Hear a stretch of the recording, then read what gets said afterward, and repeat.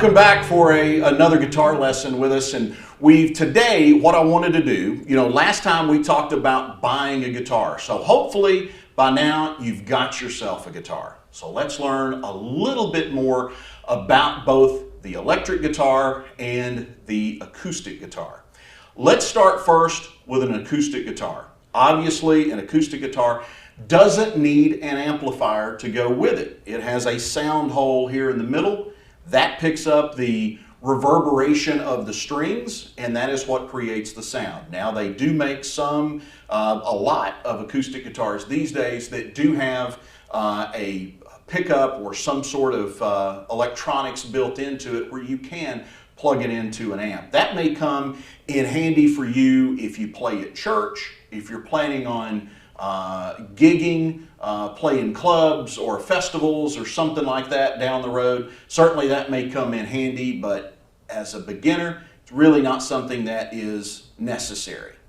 So with that being said, let's start with the parts of the guitar. First, we have obviously the top, we have the sides, and then we have the back. Guitars that produce the best sound typically are ones that are made of all wood. That's what this guitar is. It is made of all wood. Some have laminated backs and sides, which means it's a piece of laminate that's laid over typically a more inexpensive piece of wood. And there are some guitars that are total laminates. The one thing you will find about a guitar that is solid wood, especially with a wood top, is over time, as that wood matures and it ages, it's typically going to sound a little bit better. So, top, back, sides. We've talked about that. If you saw our first guitar lesson in this series, we talked about strings. Here are the strings. The strings right over this white strip right here, which is called the saddle. So the strings right over the saddle, and then you have these pins here, which are called bridge pins. That is what holds the strings in place. So the strings run up what is referred to as the neck. And this is the neck of the guitar. On top of the neck, you have the fretboard, which is what this is. And this guitar, on the fretboard, you see dots. 3, 5, 7, 9, and double dots at 12.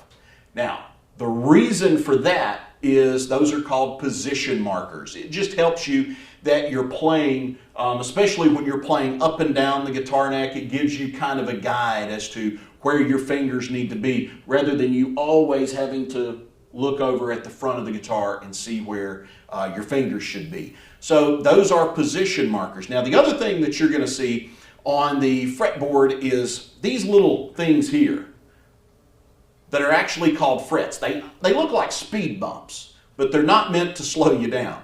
So what the frets do is this is what creates the sound. Now, over the course of these lessons, you're going to hear me talk an awful lot about put this finger, your first finger, on the first fret on the first string. Now, when I say that, what I want you to do is put your finger just behind the fret.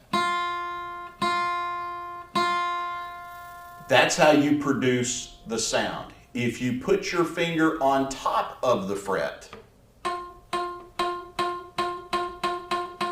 not the sound we want, right? So you want to be just behind it and kind of pushed up against it.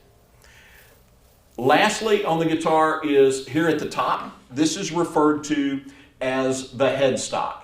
And on the headstock, you have tuning keys, and these here are your tuners.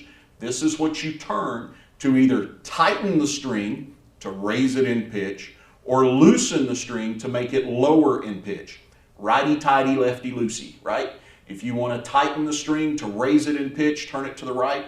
If you want to loosen the string to drop it in pitch to make it sound lower, you want to turn it to the left, and that will loosen the string a little bit. So that is a look at the parts of an acoustic guitar. Now, one other thing that I will add to this is on the back of most acoustics, and you'll see it on this one, you see this little peg.